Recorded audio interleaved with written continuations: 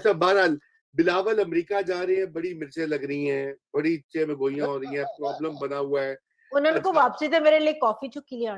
मैं रख दी है बक्से च कॉफी काढ़ी। नहीं नहीं, अच्छा। मैं तो बिलावल मैं क्या बिलावल भी लाया है कोई। बिलावल, ये अच्छा, एनीवे वो उसे उसे भेज देते हैं, मैसेज कर देते हैं बिलावल साहब को। हाँ, लेकिन आप बताइए कि अमेरिका के दौरे पे इतनी टेंशन क्यों है, अमार भाई और मुजम्मिल?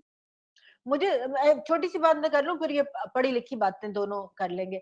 मुझे तो ये समझ नहीं आ रही कि अब्बा जी दी तबीयत इतनी खराब है, दुबईयों सारे उड़ के आ गए, अब्बे दे नाल जुल्म हो गया, अब्बा अगले दिन एयर एम्बुलेंस ते इस्लामाबाद आ गया ते काके होरी वलैत चले ने जे फ्लैट रुक गई ते अल्लाह ना करे। मतलब मैं ते आप अम्मी जी दी तबीयत ठीक नहीं ते मैं ते हिल्लण दा नां नहीं लै रही ते उन्हां दा भी अब्बा ही रह गया ते की हो रहा है पाया। अच्छा, ये चले आपका पॉइंट दर्ज हो गया। जी मुज़म्मिल साहब, क्यों इतनी इतनी परेशानी क्यों है हुकूमत को? हुकूमत को तो वैसे ही परेशानी है, क्योंकि हुकूमत जिस चीज पर खड़ी थी वो लड़खड़ा रही है। और तो अब मुझे इससे ज्यादा मैं नहीं कहना चाहता। और हाँ, कुछ ऐसी तब्दीलियां आने वाली हैं जिनसे बहुत बदलेगा काम। तो इसलिए दूसरा उनका ख्याल है कि शायद बेनजीर भुट्टो का और मुशर्रफ के दरमियान, जो आपको याद होगा, जो कॉन्डोलीज़ा राइस ने अपनी किताब में लिखा है कि मैंने 6 घंटे दोनों के दरमियान जो आर्बिट्रेशन कराई और किस तरह हुई, तो उनको पता है कि पीपल्स पार्टी के, बिलावल के और भुट्टो बेनज़ीर खानदान के वहाँ रूट्स हैं और वो उनको ले सकते हैं। और पीपल्स पार्टी इस वक़्त, तो आसिफ ज़रदारी साहब ने ये भी तो कहा है ना कि अगला वज़ीर-ए-आज़म मुझे बिलावल नज़र आ रहा है। ठीक है हुँ, ना? और ज़रदारी साहब ऐसे ही बात तो नहीं करती हैं, ठीक है ना? तो उनसे किसी ने पूछा अगली हुकूमत किसकी है, तो उन्होंने कहा मुझे तो बिलावल वज़ीर-ए-आज़म नज़र आ रहा है। तो अगर बिल्कुल। ज़रदारी साहब को बिलावल नज़र आ रहा है वज़ीर-ए-आज़म, तो मुझे भी नज़र आ रहा है, खान पार्लियामेंट में कोalition में बिलावल प्राइम मिनिस्टर नज़र आ रहा है। तो परेशानी तो है। और बिलावल ने बहुत ग्रूम किया है। बिलावल ने पाकिस्तान की पॉलिटिक्स में, ठीक है, कुछ लूज़ बॉल्स भी उन्होंने की हैं, कुछ गलतियाँ भी की हैं, लेकिन एज़ एन ह्यूमन बीइंग ये पार्ट ऑफ गेम है। आप हर वक़्त सही शॉट नहीं खेल सकते हैं, लेकिन बहुत उम्दा-उम्दा शॉट्स भी खेली हैं बिलावल ने। हाल ही में जो कौमी असेंबली में उनका शाह महमूद से, लोग कहते हैं वो पर्ची पढ़ते हैं, जो शाह महमूद से उनका एक्सटेम्पोर कौमी असेंबली में टाकरा हुआ है, वो तो एक्सटेम्पोर था ना, उसमें तो कोई पर्ची नहीं थी। वो ईवान से गए हुए थे और वापस आए जवाब देने के लिए। और फिर वहाँ जवाबुल जवाब जो हुआ, वो पार्लियामेंट का एक मतलब हसीन मंजरनामा था कि ऐसे ही वहाँ जवाबुल जवाब होना चाहिए। वजीर आजम और अपोजिशन के दरमियान इसी तरह का जवाबुल जवाब होना चाहिए वहाँ पे, और वो लाइव टेलीकास्ट होना चाहिए। तो बिलावल ने बहुत ग्रो किया है।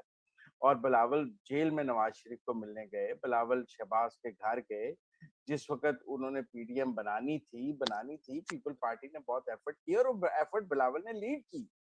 और अब भी कौमी असेंबली में उन्होंने शहबाज के साथ अपने खुद को खड़ा किया। लिहाजा मैं बिलावल में बहुत पोटेंशियल देखता हूँ और मैं बिलावल का बहुत ब्राइट फ्यूचर देखता हूँ इस हवाले से, और उनके जाने पे सबको परेशान होना चाहिए। क्या बात है! क्या बात है सरवर्दी साहब, छा गए हैं। अच्छा अमार साहब, ये हाँ, आप असल बताइए हाँ, क्यों? हाँ। है ना, कहीं बात कहीं ये है कहीं इसको स्क्रिप्ट राइटर तब्दील तो नहीं हो रहा? हाँ, वो हो चुके हैं, हो चुके हैं। नहीं, इसमें बात ये है, हाँ, इसमें बात ये है कि यार देखें, हर एक को अपने उस्ताद से डर लगता है। अभी कुछ देर पहले मैंने कमेंट किया तो सारे ही दुबक गए, मैं मुझ समेत, कि यार उस्तादों तक ये खबर ना पहुंचे। लेकिन हम उस्ताद से तो डरते हैं, लेकिन उस्तादों के उस्ताद से ज्यादा डरते हैं। बिलावल उस्ताद से निकलकर उस्तादों के उस्ताद के पास जा रहे हैं, जिससे शायद हो सकता है कि वो उस्ताद की शिकायत भी लगा दें। असल खौफ ये है। और अगर उस्ताद की शिकायत हो गई तो फिर तो बड़ा मामला खराब हो जाएगा। तो वो बाज़ औक़ात मैं देखता हूँ कि जिस शख्स की शेख रशीद साहब बहुत ज्यादा तारीफ करना शुरू कर दें ना, तो उसके मुस्तकबिल के बारे में मखदूश होना चाहिए। और गुज़िश्ता कुछ दिनों से शेख रशीद साहब ने बिलावल भुट्टो की, हालांकि बड़े ही कभी और गलीज तरीके से, जो कि उनका तुर्रा इम्तियाज है, उस तरह उन्होंने तारीफ की, लेकिन वो लगता है बिलावल उनकी गुड बुक्स में जा रहे हैं। तो ये बात इटसेल्फ इतनी खतरनाक बात है कि बिलावल को बहुत मोहतात होना चाहिए। दूसरी बात ये है कि जो मोहतरमा बेनज़ीर भुट्टो शहीद के जो ताल्लुकात थे, वहां पर जो लॉबिंग उन्होंने की हुई है और जो उनके वफादार लोग हैं, उन लोगों से कितनी अच्छी बात है कि एक नई जनरेशन को वो रवाबित कायम रखने चाहिए। और मुझे बहुत खुशी भी है और एक पाकिस्तानी की हैसियत से इस बात का फख्र भी है कि वहां पर भी पाकिस्तान के हवाले से बात करने के लिए, कोई पढ़ी लिखी बात करने के लिए कोई हमारा लीडर मौजूद होगा। जो खौफ है वो हमें नहीं है, जाहिर है हमें क्या खौफ होना है, वो खौफ उस्ताद को है कि बात अब उस्तादों के उस्ताद तक पहुंच जाएगी। मैंने आज बहुत कोशिश की, सुबह अभी 2-3 लोगों से कॉल किया वॉशिंगटन डीसी में, यही पता करने के लिए कि भाई उनकी कोई मुलाकातें सेट हुई हैं। तो उन्होंने कहा कोई ऑफिशियल प्रोग्राम नहीं आया, कोई ऑफिशियल मुलाकातें नहीं हुई। उनकी प्राइवेट अगर मुलाकातें कोई होंगी तो वो होंगी, ऑफिशियल लेवल पे कोई ऐसी अभी तक इंदिया नहीं है। बहरहाल ये सोलंकी साहब आप इसको कंक्लूड कर दीजिए क्योंकि हमारा वक्त एक लाइन मेरी पहले फौजिया कर ले, फिर हाँ नहीं जस्ट वन लाइन। आखिर लेंगे। मेरे ख्याल में ये सारे में ना, आप रजा आपने भी एक बात की थी, आपने कहा था there is a method of governance, the issue is the method of governance and there is a madness in the method. तो वो madness in the method is getting more scarier. हाँ, बिल्कुल सही कह रही हो। मैडनेस जो है, देखिए मैडनेस तो इतने आला, जब आपके लोगों की जिंदगी मौत के फैसले, मुल्कों की तकदीर के फैसले आपके हाथ में हो और वहां पे कोई किसी किस्म की मैडनेस या पागलपन का अंसर दिखाई दे, तो फिर वो तो लम्हा फिक्रिया है इस तरह की कौमों का। फिर यही तो मसला जो आज हमें इतने मसाइल हमें दरपेश हैं। नाअहली का एक पूरा तूफान हम देख रहे हैं, रोज उसका एक नमूना हमारे सामने आता है।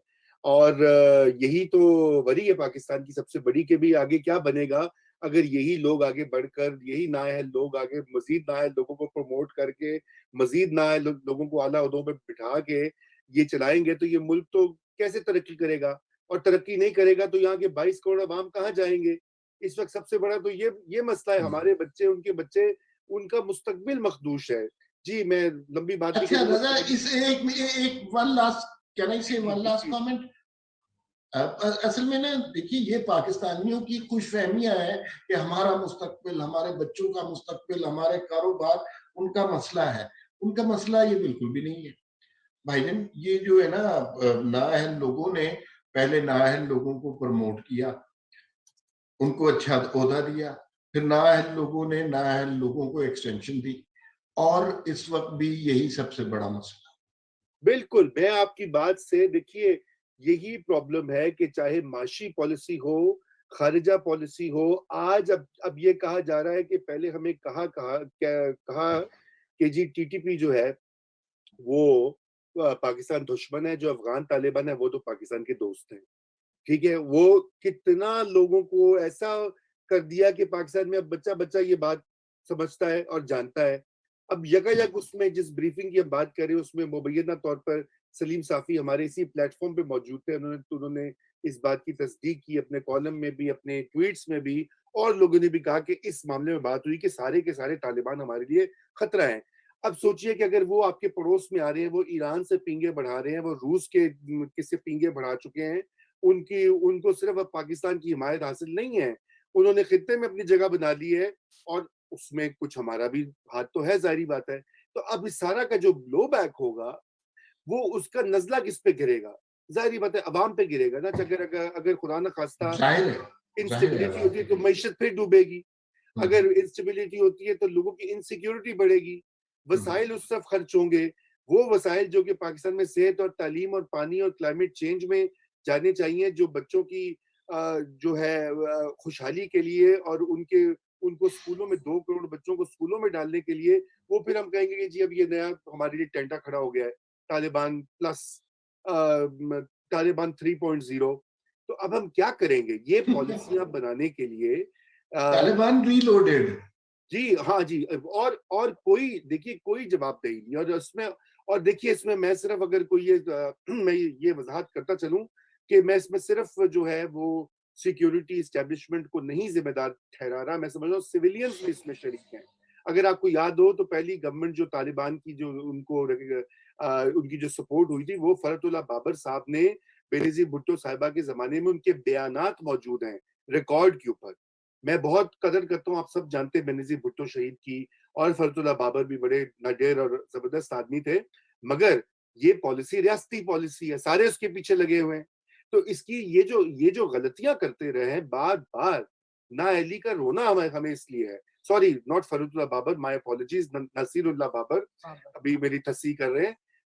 और तो ये उनके बनाए हुए, उन्होंने इसका क्रेडिट लिया था कि जी हमने वहाँ पे देखिए कैसे अपने इंटरेस्ट को सेफगार्ड किया। ये कौन सा इंटरेस्ट है? क्या वहां पे लड़कियों के स्कूल बंद करवा देना हमारा इंटरेस्ट है? क्या अफगान औरतों और सिविल सोसाइटी का गला घोंटना हमारा इंटरेस्ट है? क्या स्वात में मलाला के ऊपर गोली चलवाना कौन सा कौमी इंटरेस्ट है? मुझे मुझे कोई इन इन बातों का जवाब दे। और ये अभी सारी अब बहसें हो रही हैं और ये हो रहा है। अभी खुद का हमारे जो नेशनल सिक्योरिटी एडवाइजर हैं, उन्होंने कह दिया कि जी तालिबान आउट ऑफ कंट्रोल है। ये उनकी स्टेटमेंट है। डॉन की अगर वेबसाइट पे जाइए, सबसे टॉप स्टोरी है। यानी कि दुनिया भी पढ़ी है, पाकिस्तानी भी पढ़ने लिखने वाले शऊर वाले परेशान है कि यहाँ पे क्या होने वाला है। तो और शाह महमूद कुरैशी साहब ने भी यही बातें कही हैं। दूर ना जाइए, अभी जो उन्होंने तारीफ की, उन्होंने कहा जी बड़े इंटेलिजेंट लोग हैं, सादा कपड़े पहनते हैं, ये वो। भाई वो 70,000 लोगों का जो है, ये क्या कमाल की बातें हैं। तो सोलंकी साहब, सॉरी मैंने आपकी वो जो है पहले पहले तो शाह महमूद कुरैशी साहब ने जो कहा है मैं उस पर तबसरा कर लूं। जरूर करिए। तालिबान जो है वो बहुत सादा लिबास पहनते हैं लेकिन हैं बहुत ज़हीन। तो पूछना ये था कि हमने लशपश लिबास पहनाए हुए जो घामड़ बड़ी ऑफिसेज में रखे हुए हैं, उसका क्या करें? तो ये अच्छी बात है। दाता साहब ठड्डा। सादा लिबास वाले ज़हीन लोग इधर भी ले आए। हमने क्या कसूर किया है कि हम जो है वो लशपश लिबास के जो कुंद ज़हन जो लोग हैं, उनको हम कूड़ मगजों को भुगते हैं। कूड़ मगजों को भुगतना हमारा मुस्तकबिल क्यों है? तो ये सादा लिबास वाले ज़हीन लोग इधर भी ले आए।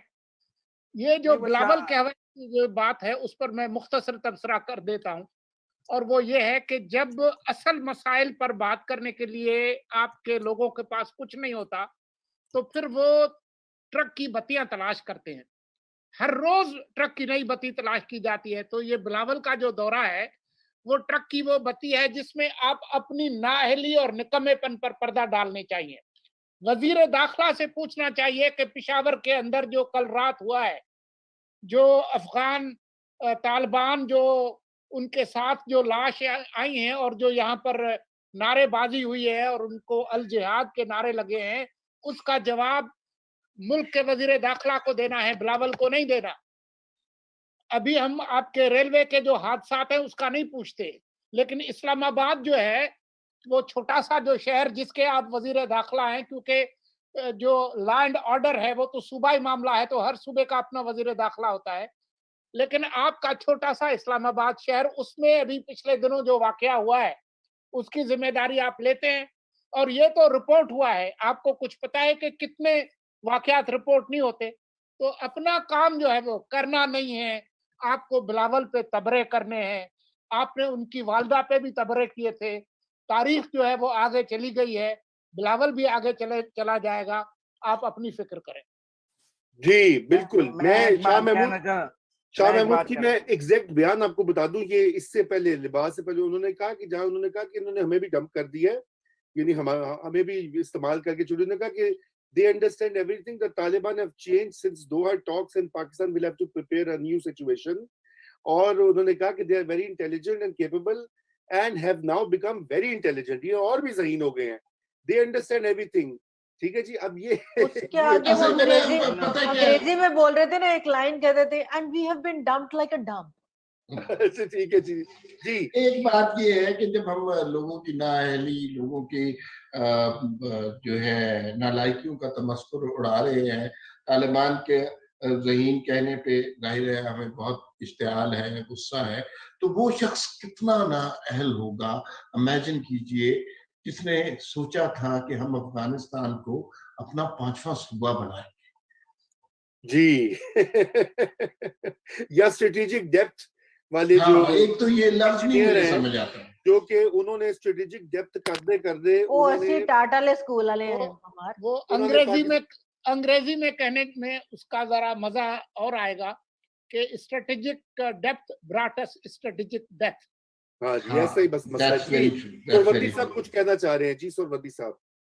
मेरा ये ख्याल है कि जहानत अपना सादा कपड़ों में रह गई है, और अगर आप अच्छे कपड़े पहने, महंगे कपड़े पहने, तो जहानत चली जाती है। शाह महमूद साहब कह रहे हैं कि अगर आपने जहानत हासिल करनी है तो आप सादा कपड़े पहने, और ये जो महंगे-महंगे कपड़े पहन के और अच्छी-अच्छी शर्टें पहन के फौजी और सोलंकी साहब आते हैं, इससे कोई जहानत इनमें नहीं आती। सादगी होता है। असल में हाँ। उनकी सारी ज़िंदगी मज़ारों पे गुज़री है और उन्हें ये पता चला है कि वो जो मज़ारों पे जो मलंग होते हैं ना, वो बड़े फ़ायदे में रहते हैं, और शाह महमूद कुरैशी को इसका तजुर्बा है, उसका तजुर्बा है। उनको गत काटने का भी तजुर्बा है। हाँ, तो चलिए, उन्हें वो तो सादगी आज जो है ना, आज इसी नोट के ऊपर हम अपना शो का इख्तिताम करते हैं। बहुत शुक्रिया आप सबकी तशरीफ आवरी का। फौजिया साहिबा, मुजम्मिल साहब, अमान मसूद, उम्मीद है कि आप दोबारा भी हमें वक्त देते रहेंगे। थैंक यू सोलंकी साहब, और नाजरीन आपके कमेंट्स वगैरह का भी शुक्रिया। उम्मीद है बहुत सारे हमने इंक्लूड कर लिए हैं सवालात में, और जो बाकी रह गए हैं वो अगले हफ्ते। और अब आपसे मुलाकात होगी सोमवार की शब रात 9 बजे।